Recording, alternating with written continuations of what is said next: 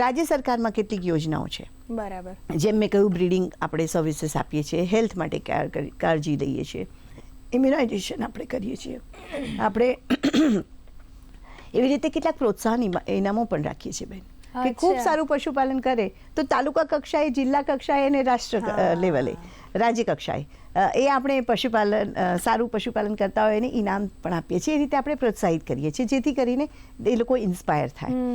બીજું, આપણે ત્યાં આપણા રાજ્યમાં સૌથી સારી વસ્તુ કે આપણી પાસે એક ખૂબ સારું સહકારી માળખું છે, એક કોઓપરેટિવ સેક્ટર છે બેન. બિલકુલ સાચી વાત છે. તમે સમજો, પશુઓ મતલબ ખેડૂત કોઈ હોય છે તો ઘણી વખત આપણને એવું સાંભળવા મળતું હશે કે આ વધારે પડતી દૂધી આવી ગઈ અથવા બીટ વધારે છે, સરખો ભાવ નથી મળતો, અમને ટ્રાન્સપોર્ટેશનમાં આ થાય છે તો અમે પશુને ખવડાવી દઈએ છીએ, હે ને, કે વસ્તુ બગડી ગઈ એવું બધું થઈ શકે છે.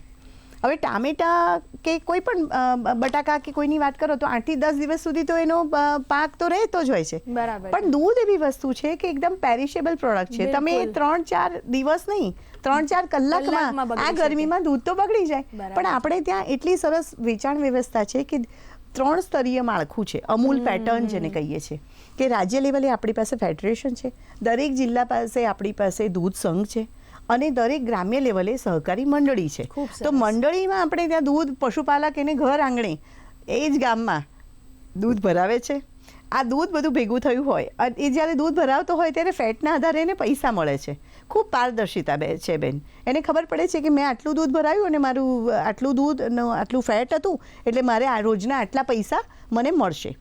અને એ દૂધ પછી બગડે નહીં એટલા માટે ચીલિંગ સેન્ટર પર, એટલે બલ્ક મિલ્ક કુલર હોય છે મોટા મોટા, એની અંદર દૂધ ઠંડુ થાય, ટ્રાન્સપોર્ટ થાય, જિલ્લા સંઘ પર જતું રહે અને એ જ મિલ્કને પ્રોસેસિંગ થઈ અને પાઉચ ફોર્મમાં આપણે લિક્વિડ મિલ્ક મળે છે ને જે સરપ્લસ દૂધ છે એનો પાવડર બને, આઈસ્ક્રીમ બને, ચીઝ બને, પનીર બને, ચોકલેટ્સ બને, એ બધું આપણે ત્યાં થતું હોય છે. તો આ એક પણ ટીપું દૂધનું વેસ્ટ નથી થતું. એ પણ મુદ્દો છે કે જે ગુજરાતમાં જે શ્વેત ક્રાંતિ અને એના પશુપાલકો જે 200 કરોડ રૂપિયા રોજના લે છે એની પાછળ ઘણી બધી બાબતો છે.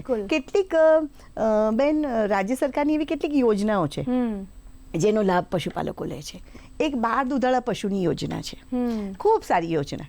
એ યોજનામાં અમે એવું પણ એક ફેરફાર કર્યો ઠરાવમાં. શરૂઆતમાં 12 દૂધાળા પશુની યોજના લાયા અને પછી અમે ઠરાવમાં એવો ફેરફાર કર્યો કે પહેલા તબક્કે એને 6 પશુ રાખવા હોય તો પહેલાં 6 રાખે અને પછી પાછું બાકીના 6 મહિનામાં બીજા 6 પશુ વસાવે. એને બેંકમાં લોન પાસ કરાવવાની અને જે વ્યાજ ભરવાનું થાય એ વ્યાજ ઉપર જે સહાયની રકમ એ સહાય રાજ્ય સરકાર આપે છે.